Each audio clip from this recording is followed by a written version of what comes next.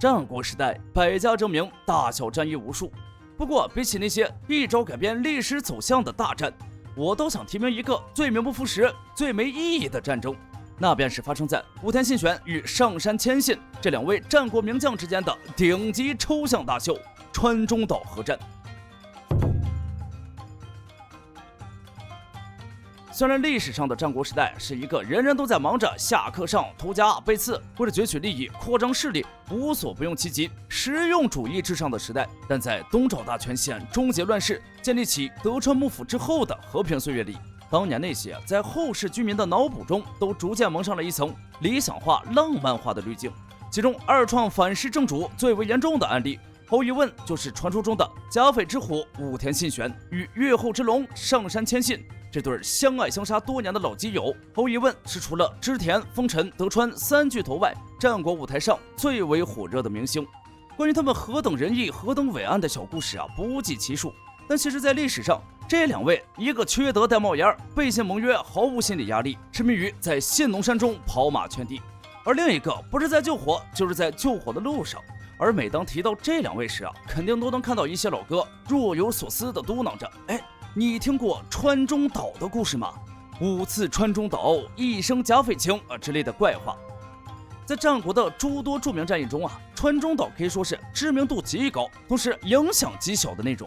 这二位从1553年打到1564年，前后一共搞了5次大规模线下约架。地点基本都选在一个叫川中岛的三角洲虽然在戏中说那场面可以说打得天崩地裂、尸横遍野，但结局却非常抽象，拉扯了12年，领土基本没变，大家还是好哥们儿今天咱们就来深度解构一下这场日本历史上最著名的顶级拉扯。其实川中岛这件事说白了就是武田信玄在信浓搞暴力强拆。信玄公马打仗讲究急如风，徐如林，侵略如火，不动如山他一路向北，把信浓的土豪村上义清、小笠原长实打得丢盔弃甲。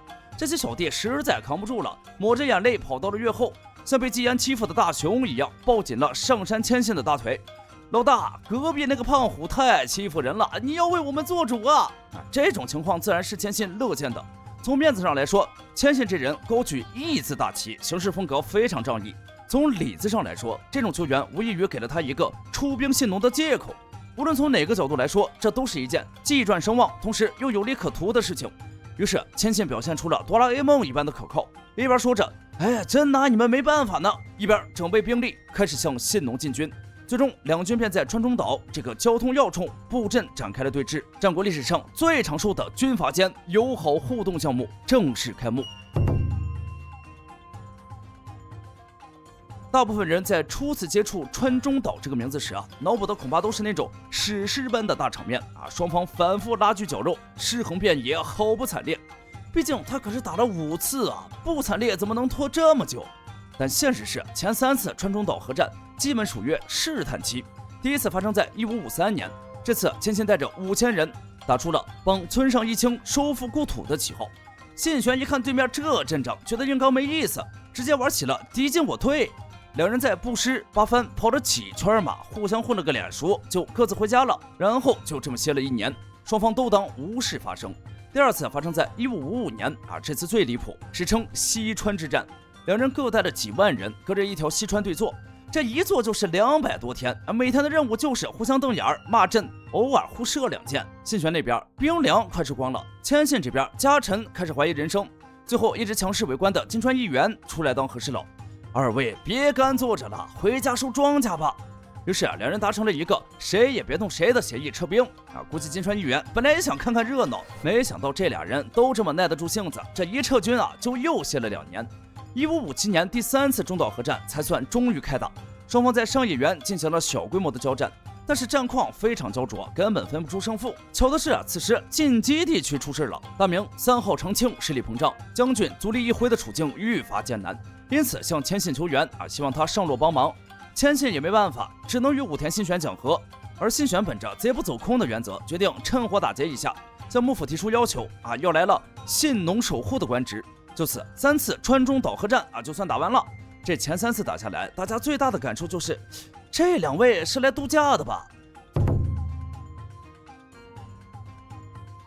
如果前3次是暖场，那么1956年的第4次核战就是战国史上最硬核、最惨烈，也最具有动作片感的巅峰对决啊！这一年，千信决定不忍了，他带了13000人，直接插到了信玄的后花园七女山。信玄带了2万人在海津城严阵以待。这时候，信玄的智囊山本勘助出了个主意，叫啄木鸟战术啊！简单说就是把部队分成2半，一半去突袭七女山，像啄木鸟敲树一样把敌人惊出来；另一半在八分园蹲坑，等敌人跑出来时，正好一网打尽。但千信是谁？虽然这么多年帮小弟在关东救火，领地无增无减，十分狼狈，但论起打仗，这位救火队长可以说是身经百战，见得多了。他看着海津城里那比平时多出几倍的水烟，冷冷一笑：“信玄啊，信玄，你跟我玩这套？”当天晚上，千信下令马蹄裹步，不准说话，全军摸黑下山，同时在原本营地的位置设置假炊烟篝火，引诱武田军夜袭。第二天早上，大雾弥漫，信玄坐在八幡原的本阵里，端着茶碗等着啄木鸟把猎物赶出来啊！结果雾一散，信玄整个人都裂开了，因为千信的1万大军啊，不知何时已经折跃到了他的脸上。原本预想的诱敌伏击，突然变成了正面硬刚。其实如果只看双方兵力对比，武田军应该占优势才对。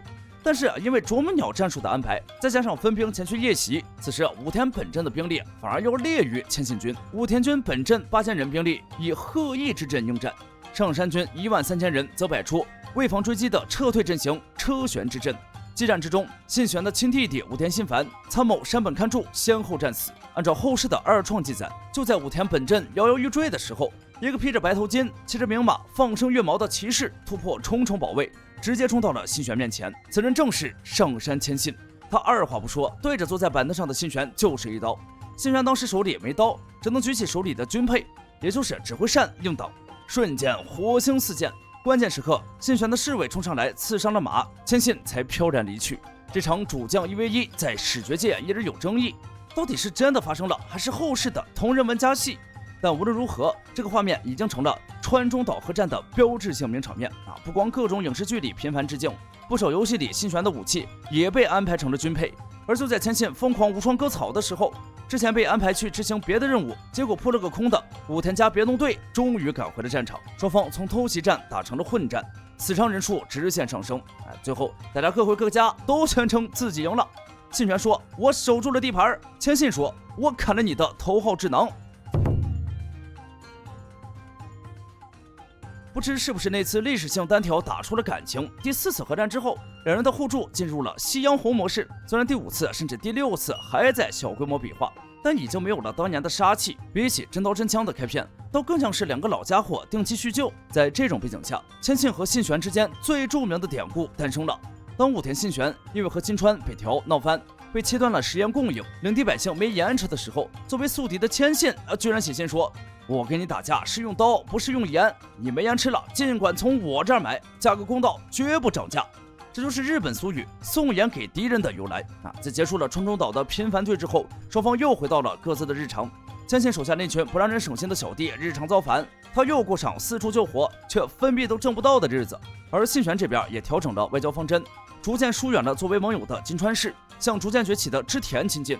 同时也开始摸索与上山和睦的方法。只不过随着信玄和千信先后突然死去，武田氏亡于织田德川联军，而上杉家则在千信死后的继承人之争中元气大伤，失去了争天下的实力。